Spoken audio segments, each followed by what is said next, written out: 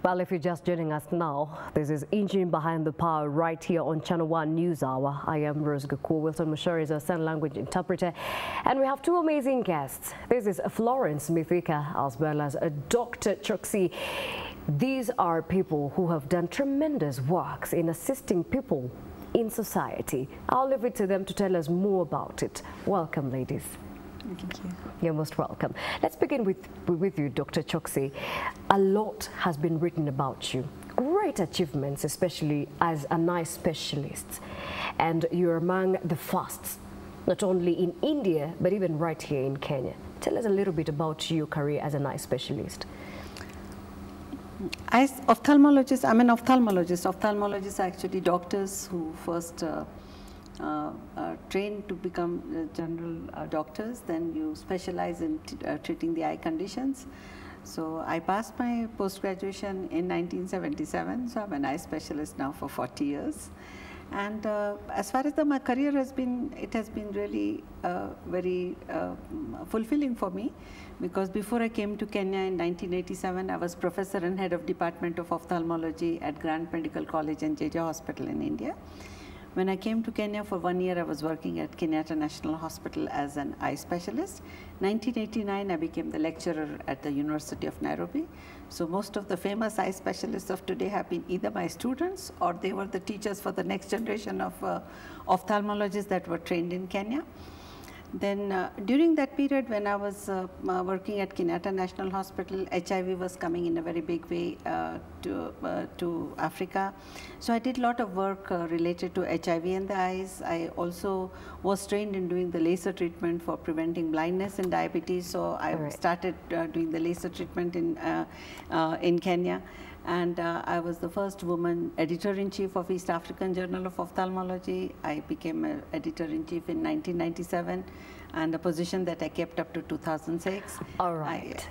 Sorry. And so I got an award in 2007 for outstanding contribution to eye care in East Africa by the three East African countries of Kenya, Uganda, and Tanzania ophthalmologists. Yeah. See, I was actually surprised because, I mean, that's a very decorated resume when it comes to eye care. Do you still practice? Of course, I do practice. All right. And of course, I can see Florence right here. And Florence has gained a lot from you in terms of maybe like a life student. What is your experience, you know, working with Dr. Choksey, Florence? Actually, this is the I'm finishing my second year soon as the program manager for Dr. Choksey Albinism Foundation. And she has taught me a lot. But most of all, loving what you're doing is what I've learned from her, because this cause of albinism, she's really into it. She's so passionate about it, and she's doing it as a mother. Actually, to most of the people with albinism, she's like a biological mother. Amazing. Of course, now let's get to that bit where you run the foundation, Dr. Choksey Foundation. It's not quite common for people to come up with such foundations, and you appear to be fully dedicated now to this foundation. How do you run it, and what is the vision really? Actually, a chance encounter with an albino child in 2007 led me to think that the condition of albinism is totally misunderstood in the world. People focused mainly on the skin, the white skin or the blonde hair, without knowing the real disability of the people is with the eyes. So when I realized that in 2007, when I actually started working with people with albinism, 70 to 80% of the children with albinism were thrust into blind schools. A large proportion were being taught in Braille without ever taking them to an eye specialist. So I realized that time that something can be done for these children, and that they needed an urgent opinion of an ophthalmologist. We also realized that in those days there were a lot of misunderstandings about albinism, that, you know, it was like they thought it was a curse to the family to have albinism. Then many of the myths that, you know, that the bones and body parts, like in Tanzania, a hand of albino sells for $5,000. They sell the bones, they sell the skin. And it's believed that some of these things are even cure for HIV, cancer. And mothers, you know, many of the mothers in that time used to hide their children with albinism. Some used to lock them up in the house and leave them like that. So these children really were like, these were like the voiceless children, you know, something had to be done. So I said, when they were from such poor background, I offered to actually see them for free. Something had to be done. And I thought that I could actually do with my experience as an ophthalmologist, because, you know, when somebody looks at a person with albinism, skin and hair is really not that remarkably something to really get shocked about. But what really shocks people is the eyes. These eyes don't have the pigment called melanin, just as it does, melanin is absent in the skin and the hair. So these eyes also do not focus. So all the time you see the eyes got jiggling movements. They've also got a red reflex coming from the eyes. And this much I must tell you, because of the lack of pigment in the eyes, 100% of people with albinism have visual challenges. All right. So the real disability is with the eyes. With the eyes. Let's hear it from Florence, maybe. What is your experience personally, probably even with your eyesight? And maybe how did you coordinate now with Dr. Choksey to probably now address the issue? Yeah, as she's saying, the biggest challenge we have is the eyes, because for the sun, we can use the sunscreen and protect ourselves and not go out to the sun. The skin actually, it's the most beautiful. Like she says, we are the precious things of Africa. So yeah. Well. Yeah, after people, you see in the past people are saying poor things. Now we are precious things. Yeah. All right. Yeah.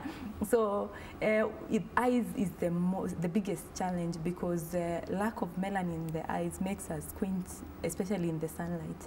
But for Dr. Choksey, as an ophthalmologist, she treats people with albinism for free, and she gives us free prescription photochromatic glasses like these ones, the ones I'm wearing. They're quite expensive, but she gives for free. She sees you for free as an eye specialist, and then she prescribes and gives you the glasses. All right. So she has solved the biggest challenge, which is now the eyesight challenge. Because now it gives us confidence.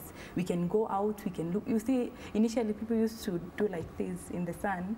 Like now it made us more of poor things. Yeah.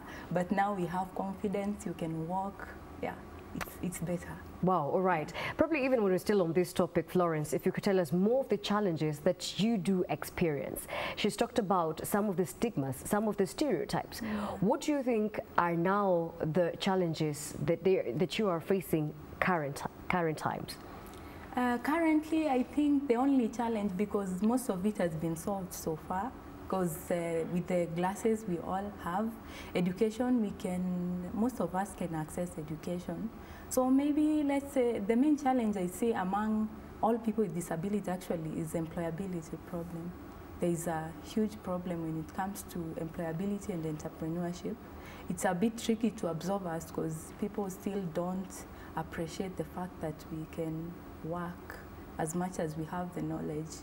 But personally, the physical problems have been solved, because in Kenya is a bit far as compared to other countries in Africa. We are far in the matters of albinism, because now people understand albinism. There is knowledge and awareness about albinism everywhere. So the physical challenge is mostly solved, and some of the people that have really contributed to it, as Dr. Choksey here, yeah. So right. The physical challenge is solved. Now employability and entrepreneurship. What do you speak to that matter on the issue of employment? What do you tell potential employers? I think they also need to get deep into the matter and try to understand. Let them not just put people in the brackets of disability, because it's not inability. Especially with people with albinism, it's only on our skin and eyes and hair. Our brains have all the melanin. She says that. Well, amazing. All the melanin that is lacking in the hair, the skin, and the eyes, it's all concentrated in the brain. So we're actually very intelligent. Personally, I'm intelligent. And you remember Goldarin Kakuya? Yes. Yeah, she's actually one of the children we supported from 2014, yeah, in our education system. Wow. Yeah. So most of it is solved. All right, thank you so much. And of course, for the viewers, if you don't remember, Golden Kakuya was the top student in the Kenya Primary Certificate of Education, KCP. And let's now get back to you, Dr. Choksey. You have written something about early you know, addressing of issues to do with eyesight and even conditions with the skin of people living with albinism can be solved, you know, bringing the number up to 90%, not to have, you know, maybe like so that they're not referred to as blind. How are you, I mean, what is the success of that right now in the country? I think when I started the work, I told you that 70 to 80% were in blind schools, but as they started coming to me and I started examining them and giving them glasses, you see, without the prescription glasses, maybe 70 to 80% could still be put in the bracket of legal blindness. But with the glasses, I'm actually seeing that more than 95% of them do not come in the bracket of legal blindness. That means, according to me, 95% of the people with albinism can go to regular schools. Just a little assistance they need in the school, that the words should be enlarged a bit, they should be made to sit in front of the classroom, wear their glasses. A little sympathetic attitude from the teachers and the classmates can go a long way. These children are so clever. So Goldalin actually beat one, I am sure you know that she beat 1 million normal children to emerge first in the class. So these children have a lot of potential, a lot of potential. So my observation is that do not label them as blind, and still teaching them in Braille is just absolutely has to stop immediately. All right then, and maybe back to you, Florence. What can you tell me about your peers? Yeah, what are they into right now? I know you told me you professionally a teacher. Yeah, I'm a teacher. Right, but currently serving as a programs manager for the foundation. Yeah. Your peers, what do they do? What are they passionate about? The ones with albinism. Yeah, most of them are into fashion and music. Like most of my classmates in primary, because unfortunately, I studied in a school for the blind. I had not met Dr. Choksey, so my parents took me to a blind school. So I did my primary level education in a blind school. So most of them were people with albinism. Some of them have done music, others have done journalism. There are those who have done arts, the other arts like drama, they're acting. Yeah. So most of them are into fashion and arts. All right, amazing then. And of course, again, Doctor, I understand that you're a lady who wears many hats. I know you have a passion for writing and a passion for numbers. Let's get to that. I think growing up in a small town it's called Aurangabad in India, we were exposed to, like, I was staying in a Muslim locality. I'm a Hindu. I was staying in Muslim locality. I was studying in Christian convent schools. And you sort of learn from childhood that, you know, you have to accept the religion of humanity. And that's what I think, and my father, who was a doctor, actually my father and mother during, they came to India after partition of India. So their homeland has gone into the present Pakistan. So actually we are like children of IDPs, you know, they were internally displaced. And my father, being a doctor, he was in small towns, and Aurangabad is where we were brought up. I think from my childhood, I started, you know, numerology was something that just fascinated me. It is like looking at people like with numbers, you know, because when you're born, you don't get a religion or a tribe. God gives you a number. So that's your date of birth. Yeah. Really mean? Numerology actually is a science of numbers. You know, you can study the characters of a person. You can study the personality of the person. Nomen omen by the name and the date of birth. So these are the two basic things that are required for understanding a person. So if somebody is born, say maybe on the 1st, 10th, 19th or 20th will be number 1 personality, like Bill Gates. People born on 2nd, 11th. What is a number 1 personality? Yeah, number 1 personality are like the leaders of the world, and they can burn bridges behind, and they can start something new. Lot of courage they have to face challenges, and like the planet is the sun, so like the sun, they shine in life.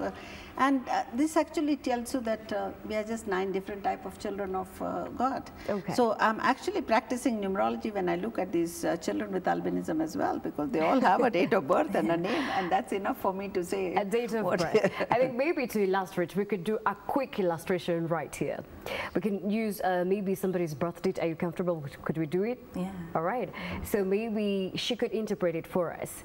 Yeah. Your birth date, the year and the month. I'm born 21st of December, 1989.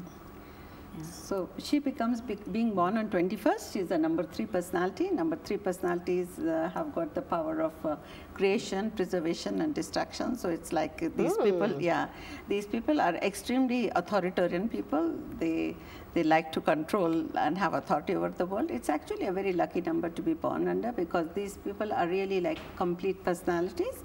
That's her personality. Then we get her destiny number by adding 21 to 12, that's the month, and the year that she was born, that will be like the destiny number. So you are guided both by your personality number and destiny number. And then you go through a cycle of 9 years. So you have a personal year. So she's born on 21st of December, that is 3 plus 3 is 6. 6 and 2018 adds up to 2. So this is the total, her personal year in a 9-year cycle. She's in her 8th year, which actually signifies money, money, money. So wow, all right. So maybe, so another, like next year she'll be in her 9th year, so lots of friends and socially active. Now we are sitting here in 2018, 2020 will be change of destiny for her. She'll start a new cycle. So she'll do something different. We just have to wait and see what happens like that. So it's just a way. And her name, All right. And of course, maybe for all the cases that you have probably studied on that, on numerology, has it always been accurate?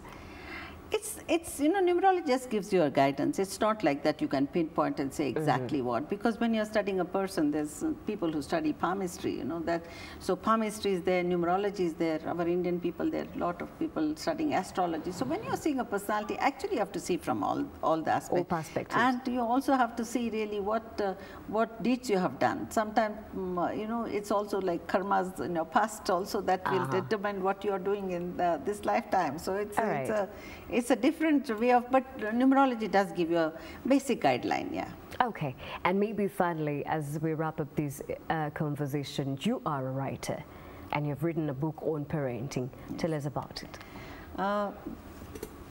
This is the book that I have written because I felt that, you know, when whatever I'm doing, people say, how do you get that inspiration for doing that? But I feel that, you know, parenting is the most important, maybe you can call it as a profession, that people should actually take it very seriously, because as a child, the child really observes the parents. And I learned too, of course, there are some things that I learned from my parents, because from their life I learned that basic, the real behind every success in life is humility, compassion, benevolence, spirituality. From my father, I really learned philanthropy. From my mother, I learned spirituality.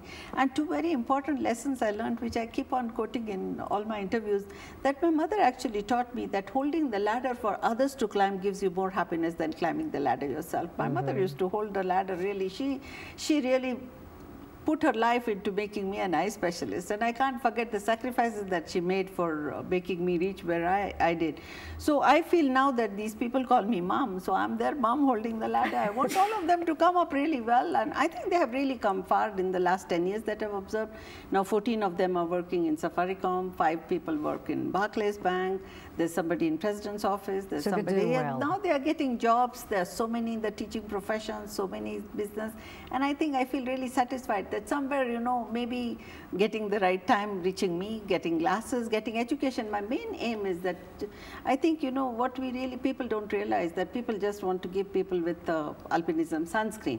But in the basic equation of life, where the basic necessity of food, shelter, and clothes, which are actually basic necessity for, if the child does not have these three, then giving them, you know, maybe computers, maybe phones, it really doesn't serve the purpose. So first basic, so when I actually take a child for education, which I started from 2012, and we're educating now, my foundation educates almost 80 to 90 children per year these days. So when we started, so education, I feel, is the basis, is the key that, and I think education will take them very far in life. So these are the things. And the second thing, of course, I learned from my parents is, you know, the one who gives is happier than one who receives. So the same analogy of the ladder, when you hold it out for people to climb, you're more blessed.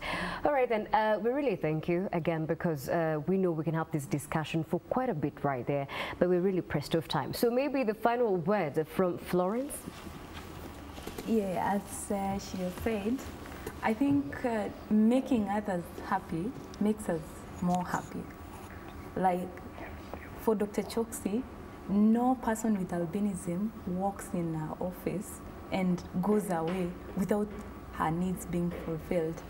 She says if someone walks in that office with albinism and they go without their needs being fulfilled, where else are they going to have their needs fulfilled? Right. She's the mother. Actually, we call her mama. Everyone calls her mama. Right. Yeah, she's a mother to us because, as you know, most of the people with albinism were rejected by their own parents. So she has become a biological mother to some of us. All right, then. Yeah. Thank you so much. Such great words from these two ladies. We thank you so much. Unfortunately, we have to end this. And remember, that has been Dr. Choksey as well as Florence. And this is Engine Behind the Power. We'll now be paving way for Matters Business with O'Brien Kimani.